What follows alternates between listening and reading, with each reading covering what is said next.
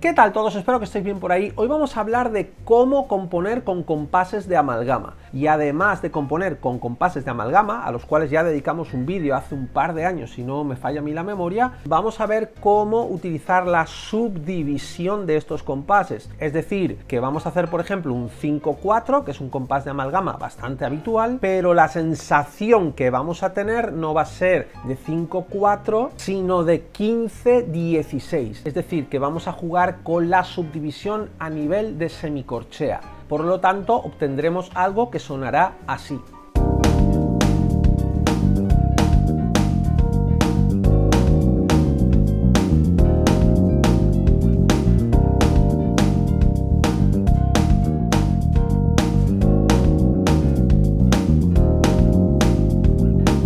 Ese sería un poco el efecto, pero vamos a hablar primero de los compases de amalgama. Los compases de amalgama son, como su nombre indica, y aunque se les puede llamar de otra forma, a mí me parece que llamarlos compases de amalgama es muy descriptivo, porque lo que estamos haciendo es coger dos compases, normalmente uno ternario y uno binario, que nuestro cerebro reconoce perfectamente, y ahora hablaremos de esto porque esto es importante, y los está combinando. Por ejemplo, cuando escuchamos un 5-4, lo que en realidad estamos escuchando es un 3-4 más un 2-4. También podemos hacer un 2-4 más un 3-4, pero nos vamos a dar cuenta que sentimos de forma natural más una de las combinaciones que otra. Y esto es normal. Debemos de entender que nuestro cerebro tiene una capacidad de reconocimiento de patrones y que a veces, cuando nos ponemos muy matemáticos, cogemos el número de golpes y nos ponemos a hacer subdivisiones y divisiones que no son naturales a nuestra percepción, aunque sí que lo son dentro del mundo matemático, digamos,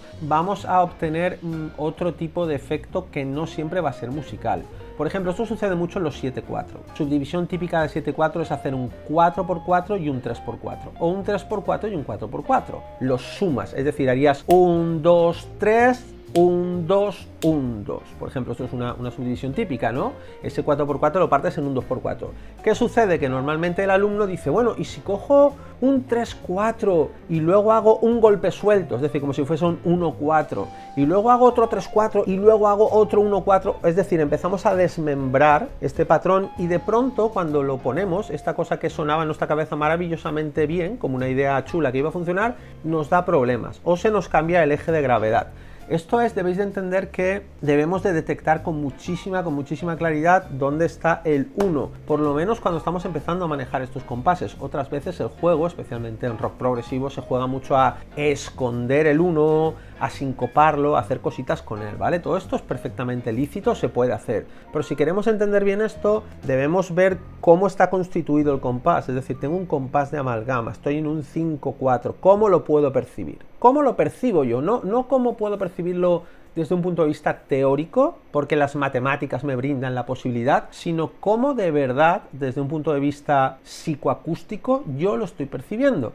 Y esto es muy importante, ¿no? Porque como dice mi buen amigo Sergio Lasuen, las músicas son matemáticas y algo más. Y si les quitas el algo más, ya no estamos frente a música, estamos frente a otra cosa. Por lo tanto, hay que tener muchísimo cuidado cuando estamos jugando con estos patrones que se pueden reducir a numeritos. Porque es un sistema de representación, pero la música es la música, no son los numeritos. Esto es importante. Entonces, 3-4 más 2-4 o 2-4 más 3-4. ¿Tú qué sientes más natural? Hacer 1-2, 1-2, 3, 1-2, 1-2, 3, 1-2, 1-2, 3, o hacer 1-2, 3, 1-2, 1-2, 3, 1-2, 1-2, 3, 1-2. A mí este, por ejemplo, este de 1-2, 3, 1-2 me resulta muchísimo más natural que si hago 1-2, 1-2, 3. De manera que a mí, por ejemplo, me resulta mucho más natural 1-2, 3, 1-2, 1-2, 3, 1-2 que si hago 1-2, 1-2, 3, 1-2, 1-2, 3. Esto no es que me suene mal en absoluto, me suena bien, pero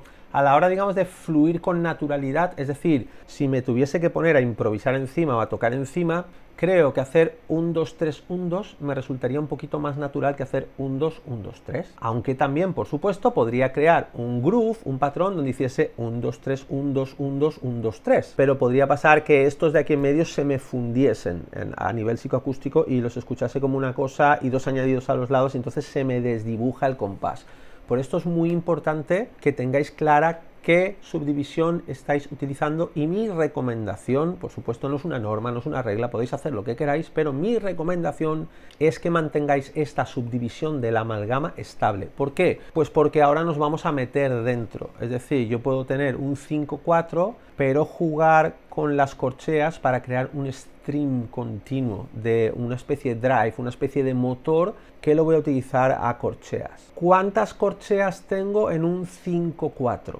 Efectivamente tengo 10, de manera que podríamos decir que un 5-4 y un 10-8 serían equivalentes. Ahora bien, lo interesante viene, al menos para mí, cuando bajo un nivel más y me meto en el flujo de semicorcheas. Esto lo encontramos mucho en bajistas de fusion que tienen, sobre todo en el funk. En el funk encontramos mucho patrón rítmico donde podríamos decir que la batería puede estar funcionando con un flujo de corcheas, sin embargo la guitarra está funcionando más con un flujo de semicorcheas. Combinar flujos es algo muy interesante, y al final se trata de una cosa de percepción, porque si lo pensáis bien, el que haya una escritura métrica estable y legible tiene mucho que ver con esta cultura occidental de música escrita, mientras que otras músicas no se preocupan tanto por la escritura y se preocupan más por cómo se siente la música. Por esto podemos encontrar muchos ejemplos por ejemplo, en la música africana, donde cuando queremos escribir tenemos algunos problemas,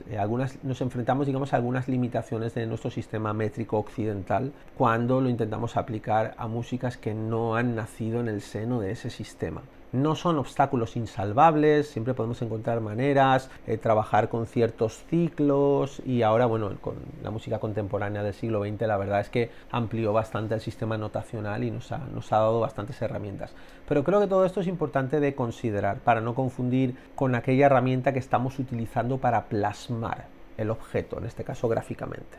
Nosotros trabajamos con DAWs, por lo tanto tenemos varias ventajas al respecto, es decir, yo puedo coger un compás y decirle quiero que me muestre la subdivisión de corcheas, quiero que me muestre la subdivisión de semicorcheas, y por supuesto se pueden hacer otras cosas. Por ejemplo, si estamos en un compás de amalgama, podemos introducir una subdivisión binaria o ternaria, depende de cuál sea el compás. Por ejemplo, en un 5-4 estamos hablando de un compás de amalgama, pero tenemos una subdivisión binaria. ¿Qué quiere esto decir? Que cuando hago 1, 2, 3, cuando hago esto, tengo 1 y 2 y 3 y 4 y 5 y 1 y 2. Eso es subdivisión binaria. Pero ¿qué pasa si yo cojo este 5-4 y lo introduzco en un contexto de subdivisión ternaria, que tendría 1, 2, 3, 2, 2, 3, 3, 3, 3? Cada bit, en lugar de dividirlo en dos partes, lo dividiría en tres partes. Por lo tanto, a la hora de golpear, podría hacer más cosas.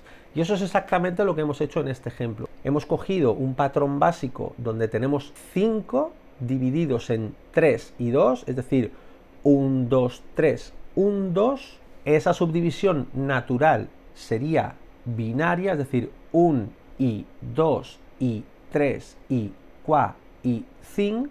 O si lo queremos hacer manteniendo la división normal de compases para tenerla clara y evidenciarla, sería 1 y 2 y 3 y 1 y 2 y volveríamos a empezar, ¿verdad? Y lo que hemos hecho ha sido ahora, en vez de eso, lo hemos dividido en 3. Es decir, que en cada golpe es 1, 2, 3, 1, 2, 3, 1, 2, 3, 1, 2, 3, 1, 2, 3. Y volvemos a empezar. Por lo tanto, la subdivisión es ternaria. Y luego los compases tenemos uno ternario y uno binario. Pero aquí el juego está en que estamos haciendo que la subdivisión sea ternaria. En un compás que normalmente vamos a encontrar con una subdivisión binaria. Acordaos de no confundir la subdivisión con el compás. Como un 4x4 lo solemos dividir en 2, es decir, estamos jugando con 1 y 2, y aquí de repente lo hacemos en 3. Cosas muy importantes, por ejemplo, el 1. El 1 de cuando reinicio el ciclo debe ser apreciable. Cuando estoy componiendo voy a asegurarme, por ejemplo, de que el bajista marque el 1. Voy a intentar evitar las síncopas en el 1. En el resto de sitios puedo introducirlas, pero yo creo que el 1 es muy importante que esté bien marcado. Si escuchamos aquí el bajo,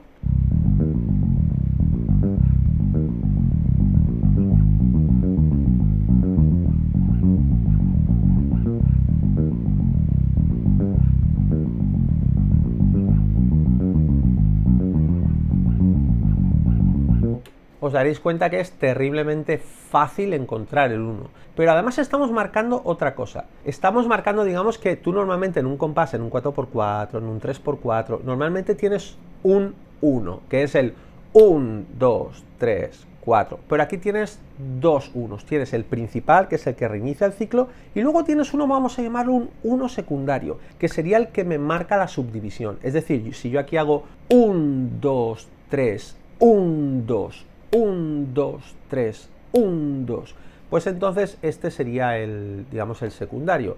Por lo tanto, lo voy a marcar también. Si os fijáis, voy a bajar el tempo para que lo escuchéis.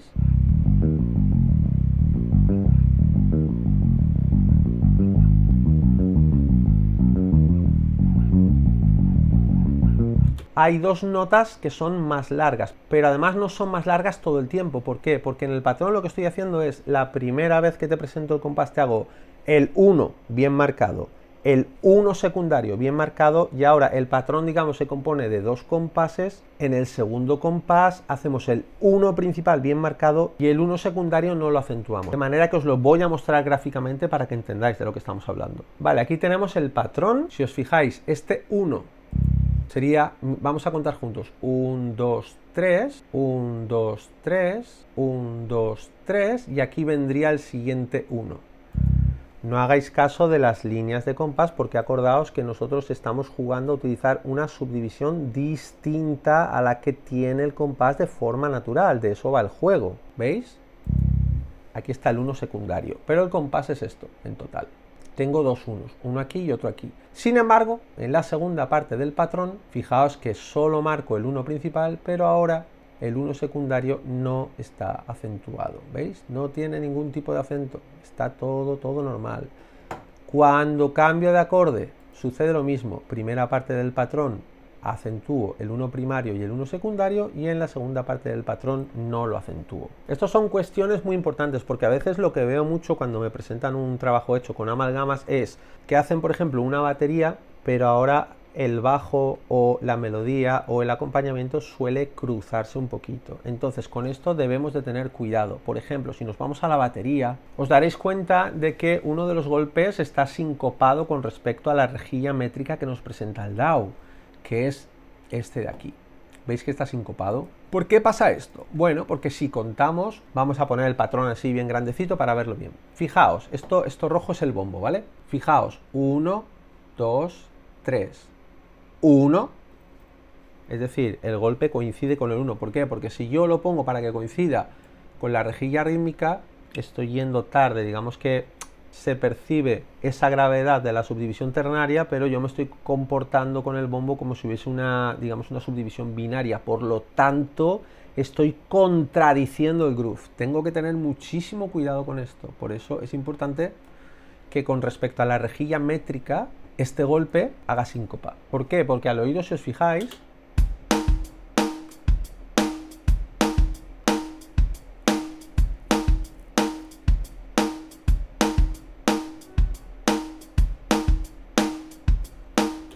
si este golpe lo colocamos en su sitio métrico, digamos, le quitamos la síncopa, mirad lo que pasa.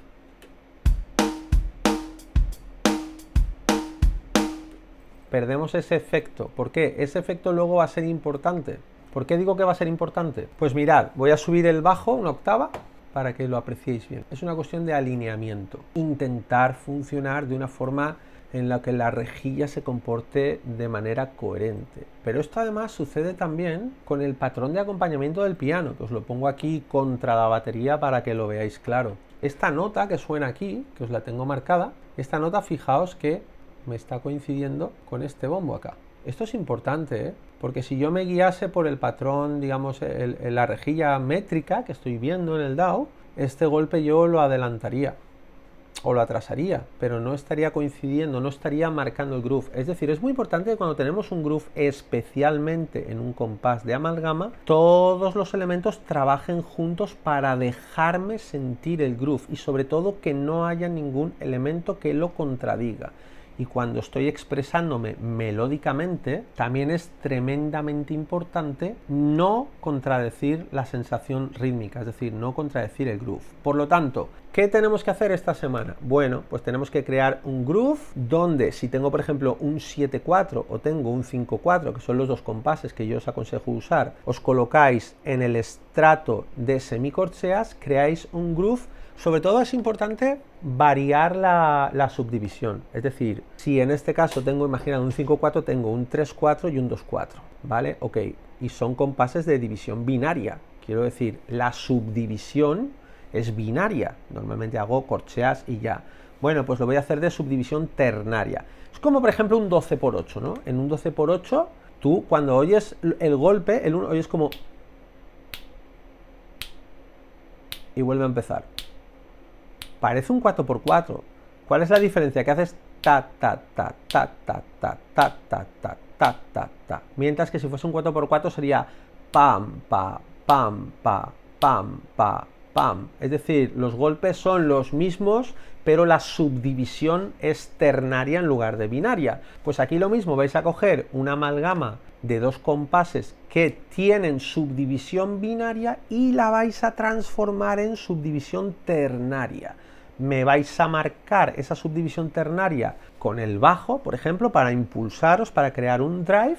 Vais a crear un diseño, pues un pequeño juego como el que he hecho yo aquí, ¿no? Es decir, digo, te marco el patrón, el 1 principal y el 1 secundario, y luego solo el 1 principal. Pero también podría haber sido al revés, primero el 1 principal, luego el 1 principal, luego el secundario. Y entonces repetimos el patrón, ¿vale? Creáis una progresión, un movimiento, es decir, hacéis un tema, pero simplemente utilizáis esto. A la hora de expresarme melódicamente, cuidado de no contradecir el groove. A la hora de hacer patrones de acompañamiento, cuidado de no contradecir el groove. A la hora de introducir elementos nuevos, cuidado de no contradecir el groove. Y eso es una muy buena forma de aprender a estar dentro del groove. Y en última instancia, ser capaces de improvisar y tocar de una manera que no sea como aquí, que podemos hacer las cosas y corregirlas, ¿no? O sea, tocar en tiempo real, teniendo una buena sintonía con el groove que esté sonando, ¿vale? Pero en principio lo tenéis que componer, acordaos, es una composición de 1 minuto y medio y tenéis hasta el domingo a las 2 de la tarde para mandarlo a tony@teoriamusical.es, que teoriamusical.es es donde tenéis los cursos, tanto el de armonía moderna como el de voicings, el de desarrollo melódico y el de armonía avanzada, que ya sabéis todos que son cursos súper asequibles para que podáis aprender música a vuestro ritmo.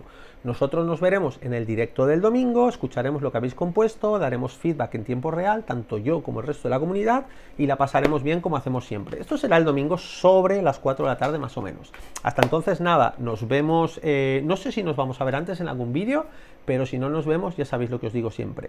Haced mucha música. Nos vemos.